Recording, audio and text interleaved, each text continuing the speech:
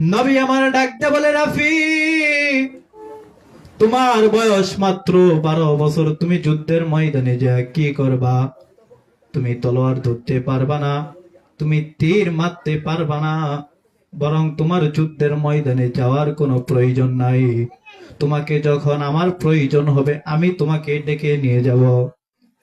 আমা আমি তো শহীদ হওয়ার জন্য গিয়েছিলাম, শহীদি মর্যাদা পাওয়ার জন্য আমি যুদ্ধের ময়দানে যেতে চাইছিলাম। ও মা, আমার নবী আমাকে নেয় নাই। আমার চোখের পানি চলে আসছে। রাফির মা ডাকতে বলে, বাবা রাফি, চিন্তা করো না, এর পরের বার যখন তুমি যাবা ওই সময় তোমাকে যুদ্ধের ময়দানে নিয়ে যাবে। রাফি রাদিয়াল্লাহু তাআলা আনহু অপেক্ষা করতে থাকলেন, আবার কখন যুদ্ধের সময় হবে, ওই যুদ্ধের সময় আমি নবীর সাথে যুদ্ধ করার জন্য চলে যাব। হঠাৎ করে 2 বছর যাইতে যাইতে 2 বছরের মাথায় নবী আবার ডাক দিলেন, নাও সাহাবী শোনো, উহুদের যুদ্ধের জন্য তোমরা প্রস্তুত হয়ে যাও, উহুদের যুদ্ধের জন্য তোমরা রেডি হয়ে যাও।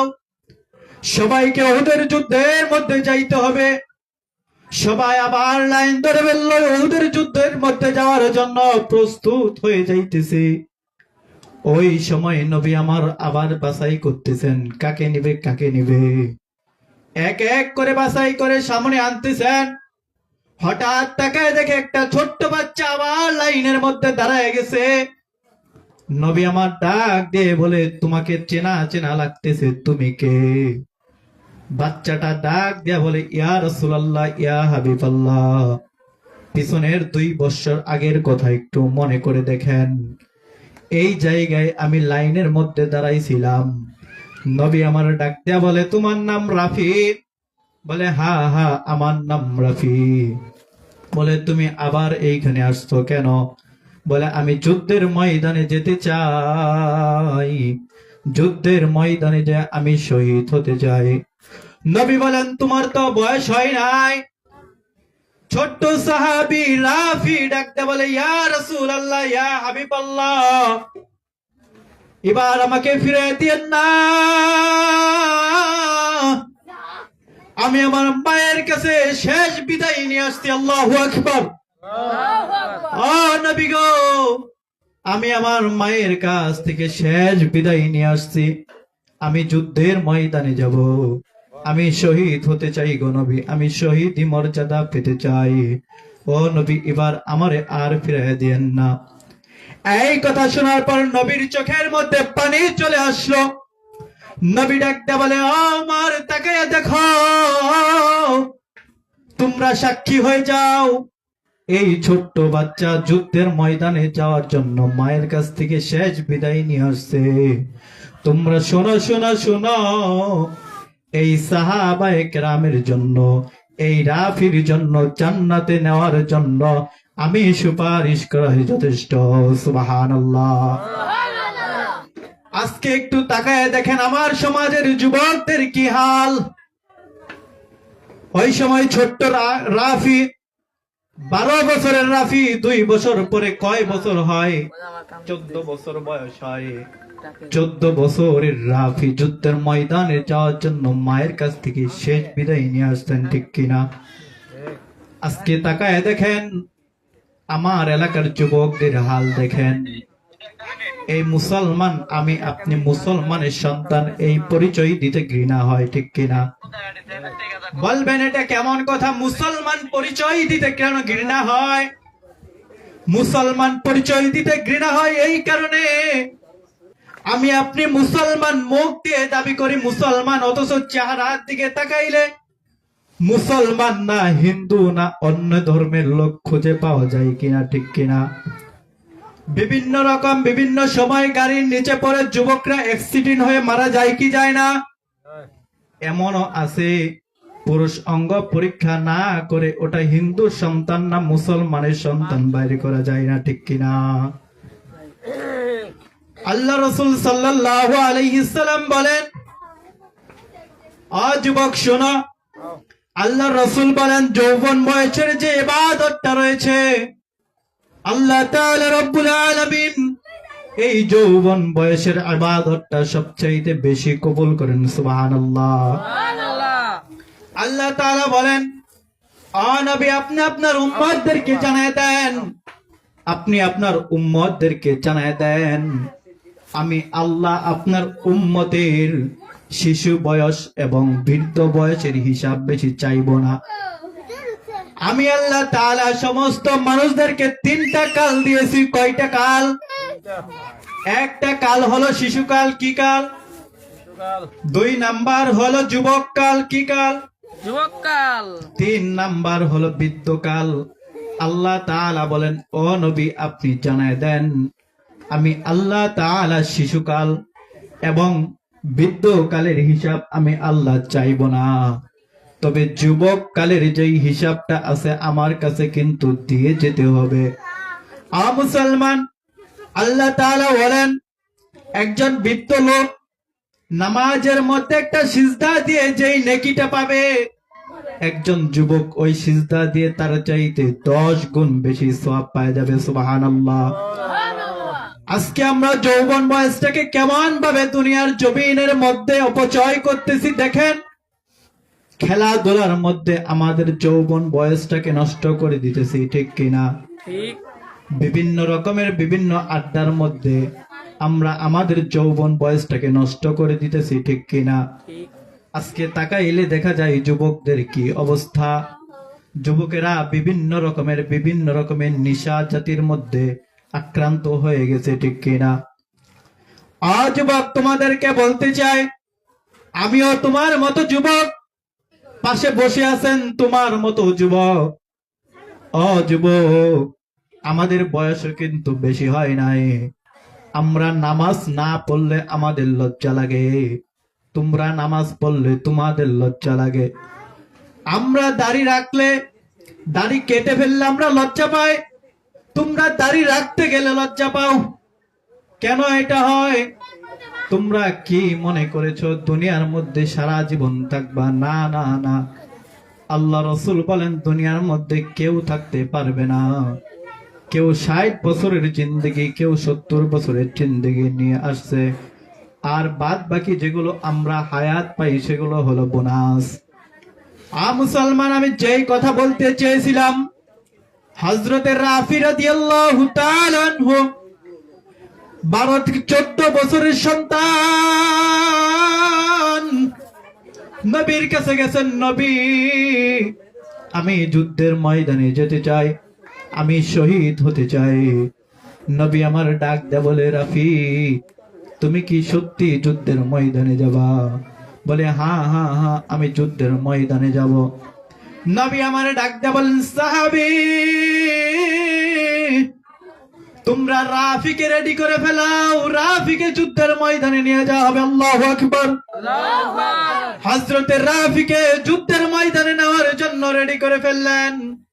সবাই প্রস্তুত হয়ে গেলেন যুদ্ধের ময়দানে যাওয়ার জন্য। যুদ্ধের ময়দানে চলে গেলেন। নবী ডাক দিয়ে বলতেছেন আমরা এখন যুদ্ধের ময়দানে চলে আসছি, এই জায়গায় আমাদের একটা নিয়ম রয়েছে। যুদ্ধের ময়দানে সর্বপ্রথম কে যুদ্ধে যাবে, এক এক করে আমরা যুদ্ধের ময়দানে যাব। তোমাদের মধ্যে একটা গবেষণা করো, কথা বলো, আলাপ আলোচনা করো, সর্বপ্রথম তোমরা কে যুদ্ধের ময়দানে যাবা। এই কথা বলার সাথে সাথে হযরতে রাফি রাদিয়াল্লাহু তাআলা আনহু 14 বছরের ছোট্ট সন্তান লাফ দিয়ে দাঁড়ায় গেছে। ইয়া রাসূলুল্লাহ, ইয়া হাবিবাল্লাহ, কোনো কথা বলা লাগবে না, আলোচনা করা লাগবে না, আমি সর্বপ্রথম যুদ্ধের ময়দানে আমি যুদ্ধ করার জন্য যাব। আল্লাহু আকবার। কয় বছরের সাহাবী? মাত্র 14 বছরের সাহাবী যুদ্ধের ময়দানে যাওয়ার জন্য সর্বপ্রথম দাঁড়ায় গেছে। ইয়া রাসূলুল্লাহ, ইয়া হাবিবাল্লাহ, আমি যুদ্ধের ময়দানে যাব, সর্বপ্রথম আমি শহীদ হওয়ার তামান্না হয়ে যাব। নবী আমি যুদ্ধের ময়দানে যাব, আপনি আমাকে অনুমতি দেন, আমি যুদ্ধের ময়দানে চলে যাব। মুসলমান শোনেন, নবী আমার ডাক দেয়া বলে ওমর, ও ও আবু বকর তাকায়া দেখো, ছোট্ট সাহাবি তোমাদেরকে আজকে ফেল করে ফেললো। তোমাদের আগে ছোট্ট সাহাবি রাফি দাঁড়ায় গেছে যুদ্ধের ময়দানে যাওয়ার জন্য। আজকে রাফি তোমাদেরকে নিচে নামায় দিল, রাফি সবার উপরে উঠে পড়লো। তোমরা সাক্ষী থাকো, এই রাফি জান্নাতি হয়ে যাবে। এ মুসলমান যুবক আমার ভাইরা, আবিদ্য বাবাজি, হযরত রাফি রাদিয়াল্লাহু তাআলা আনহু ডাক দিয়ে বলে, ইয়া রাসূলুল্লাহ, আপনি আমাকে অনুমতি দেন, আপনি আমাকে হুকুম দেন, আমি যুদ্ধের ময়দানে যুদ্ধ করা শুরু করে দেই। নবী আমার অনুমতি দিয়ে দিলেন, যাও যাও রাফি যাও, তুমি যুদ্ধের ময়দানে যায় যুদ্ধ শুরু করে দাও। নবী আমার অনুমতি দিতে দেরি করলো। রাফি রাদিয়াল্লাহু তাআলা আনহু তলোয়ার নিয়ে এমন একটা দৌড় দিয়ে যুদ্ধের ময়দানে চলে গেল। সাহাবায়ে কেরামরা বলেন, ইয়া রাসূলুল্লাহ, ইয়া হাবিবাল্লাহ, রাফি যখন তলোয়ার নিয়ে দৌড় দিল, মনে হয় তলোয়ারের মধ্যে আগুন ধরে গেছে, মনে হয় তলোয়ারের মধ্যে আগুন ধরে গেছে। রাফি এত জোরে একটা দৌড় দিয়ে রাফি রাদিয়াল্লাহু তাআলা আনহু যুদ্ধের ময়দানে চলে গেল। আল্লাহু আকবার, নারে তাকবীর, নারে তাকবীর। এ মুসলমান যুবক আমার বন্ধুরা, হযরতে রাফি রাদিয়াল্লাহু তাআলা আনহু তলোয়ার নিয়ে যখন যুদ্ধের ময়দানে চলে গেল, যুদ্ধের ময়দানে যায় রাফি রাদিয়াল্লাহু তাআলা আনহু তলোয়ার দিয়ে যুদ্ধ শুরু করে দিল। এমন ভাবে যুদ্ধ শুরু করে দিল, সমস্ত উহুদের ময়দানে নাস্তিক বেঈমানদেরকে এমন ভাবে কতল করে ফেলতেছেন। রাফি রাদিয়াল্লাহু তাআলা আনহু এমন ভাবে তলোয়ার চালাইতেছেন। সাহাবায়ে কেরামরা বলে, ইয়া রাসূলুল্লাহ, ইয়া হাবিবাল্লাহ, রাফি তলোয়ারটা মনে হয় আগুনের মতো চলতেছে, এমন ভাবে স্পিডে চলতেছে, রাফির কাছে কেউ আসতে পারে না। সমস্ত সাহাবী অবাক দৃষ্টিতে তাকায় আছে, ওই দিক দিয়ে নাস্তিকরাও তাকায় রয়েছে। ছোট্ট সাহাবী রাফি কেমন ভাবে হত্যা শুরু করে দিল, রাফি যুদ্ধ শুরু করে দিল। মুসলমান সমস্ত সাহাবীরা খুশিতে আনন্দে উল্লাস করতেছেন। আমাদের ছোট্ট সাহাবী রাফি যুদ্ধ করতেছেন, ইহুদিদেরকে মাটির মধ্যে শোয়াই দিতেছেন, সমস্ত সাহাবী আনন্দ করতেছেন। হঠাৎ করে তাকায় দেখে আমার আপনার নবী, মায়ার নবী এক কোণারের মধ্যে বসে বসে বিন বিন বিন বিন করে কান্না করতেছে। সাহাবীরা যায় বলে, ইয়া রাসূলুল্লাহ, ইয়া হাবিবাল্লাহ, ছোট্ট সাহাবী থেকে আমাদের ইসলাম কায়েম হয়ে যাইতেছে, ছোট্ট সাহাবী আমাদের ইসলামকে জয় করে দিতেছে। ও নবী, আপনি কেন কান্দেন? এখন তো আনন্দ করার সময়। আমরা কেউ যাই নাই, একমাত্র রাফি যায় যুদ্ধের ময়দানে বীরের মতো যুদ্ধ করতেছে গো নবী। নবী আমার ডাকতে বলে, ও সাহাবী, আমি ওই কারণে কান্না করি না, আমি কান্না করতেছি একটাই কারণ, ছোট্ট 14 বছরের রাফি কিছুক্ষণ পরে শহীদ হয়ে যাবে। এ মুসলমান, নবী আমার ডাক দিয়ে বলতেছেন, আমার কলিজার টুকরা রাফি কিছুক্ষণের মধ্যে শহীদ হয়ে যাবে। সাহাবারা বলতেছেন, ইয়া রাসূলুল্লাহ, ইয়া হাবিবাল্লাহ, রাফি শহীদ হয়ে যাবে কেন? বলে, রাফি 2 বছর আগে থেকে শহীদ হওয়ার জন্য পাগল হয়ে গেছে। প্রত্যেক কথাই বলেন, আল্লাহ, আমি যুদ্ধের ময়দানে যেতে চাই, শহীদ হতে চাই। আমার আল্লাহ বলেন, ও নবী, আমি রাফির শহীদকে কবুল করে নিয়েছি, কিছুক্ষণের মধ্যেই রাফি শহীদ হয়ে যাবে। মুসলমান শোনো, এই কথা চিন্তা করে নবী আমার কান্নায় ভেঙ্গে পড়েছে।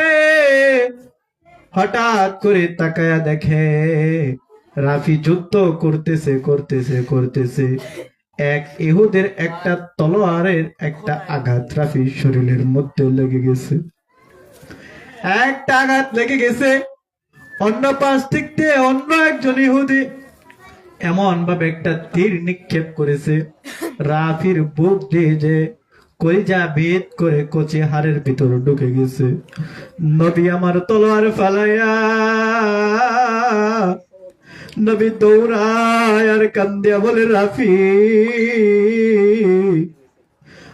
রাফি তুই কেন এই ময়দানের মধ্যে আসলি? নবী আমার দৌড়ায় যে রাফিকে চড়ে ধরে বলে, রাফি তোমাকে আমি মানা করেছিলাম আসার জন্য, তুমি কেন এই ময়দানের মধ্যে আসলো? আজকে দেখো তোমার বয়স মাত্র 14 বছর, 14 বছর বয়সেই তুমি এইখানে আইসা, আর রাফি তুমি আইসা শহীদ হয়ে গেলা। আর রাফি আজকে দেখো কি দুর্ঘটনা ঘটে গেল। নবী আমার রাফিকে চড়াইয়া দইরা কোলের মধ্যে উঠাইয়া ফেলাইছে। মুসলমান নবী এভাবে যখন বলতেছে, রাফি ডাকতে বলে, ইয়া রাসূলুল্লাহ, ইয়া হাবিবাল্লাহ, কে বলেছে আমি বিপদের মধ্যে পড়ে গেছি? নবী আজকে আমি যদি এই ময়দানে না আসতাম, আমার কলিজার মধ্যে যদি এই তলোয়ারটা না রাখতো, এই তীরটা যদি আমার বুকের ভিতর দিয়ে না ঢুকতো, আমি এই দামি কুলের মধ্যে কখন উঠতে পারতাম না। আল্লাহু আকবার।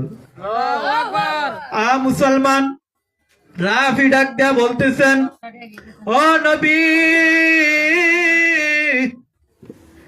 আমি যদি এই যুদ্ধের ময়দানে না আসতাম, আমি কখনো এই দামি কুলের মধ্যে উঠে বসতে পারতাম না।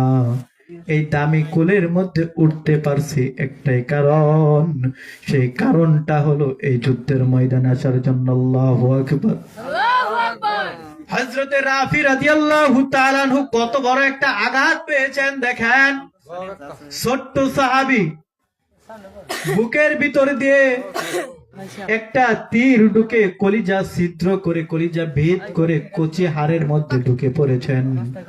তবুও রাফি বলতেছে, ইয়া রাসূলুল্লাহ, ইয়া হাবিবাল্লাহ, আমি এই ময়দানে আসতে পেরে দামি কুলের মধ্যে উঠতে পেরেছি, এর মতো সৌভাগ্য আমার নয়। মুসলমান রাফি ডাক দেয়া বলে, ইয়া রাসূলুল্লাহ, আমি এই ময়দানে আসতে পেরেছি বিদায় এই দামি হাতটা আমার গালের মধ্যে লাগছে, আমি আসতে পেরেছি বিদায় এই দামি দুইটা ঠোঁট আমার কপালের মধ্যে লাগছে। ও নবী, আপনি বলেন আমি ঠকছি না জিতে গেছি? নবী আমার ডাক দেয়া বলে, ও সাহাবী, তোরা তাকাইয়া দেখ, তোরা একটু ভালো করে তাকাইয়া দেখ, এই সাহাবী কত পাগল, কত পাগল। মুসলমান এই কথা বলেছেন। নবী আমার তখন ওই তীরটাকে টান দিয়ে বের করার সময় নবী ওই তীরের একটু কোনা ওই ভিতরের মধ্যে রেখে দিয়েছেন। কোনা ভেঙ্গে নবী তীরটাকে নিয়ে আসতেন। তীর আনার সাথে সাথে নবী আমার ডাক দেয়া বলে, রাফি রে, আমি তোর ভিতরে কলিজার ভিতরে ভেদ করে তুই হাকুচি হাড্ডির মধ্যে তীরটা ঢুকে গেছে, আমি সম্পূর্ণ তীর বাড়ি করি নাই। রাফি ডাক দেয়া বলে, ইয়া রাসূলুল্লাহ, কেন?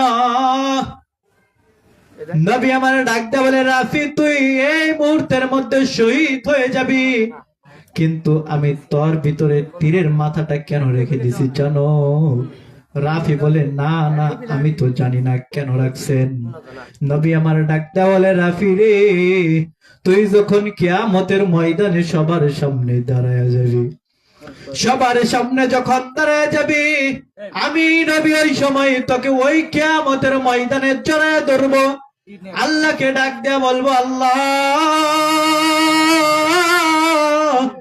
এই রাফি দুনিয়ার মধ্যে আমার পক্ষে আমার সাথে যুদ্ধ করার সময় শহীদ হয়ে গেছিল, এই রাফি তুই ভালো করে শোন, আমি কঠিন কিয়ামতের ময়দানে কোন শহীদের পক্ষে দাঁড়ায় যাব না, কোন শহীদের জন্য জড়ায় ধরব না, কিন্তু আমি নবী কিয়ামতের ময়দানে তোকে জড়ায় ধরবো, জড়ায় ধরে আল্লাহকে বলবো, আল্লাহ, এই রাফি দুনিয়ার মধ্যে 14 বছর বয়সের মধ্যে যুদ্ধ করার জন্য উহুদের ময়দানে চলে আসছে গো আল্লাহ।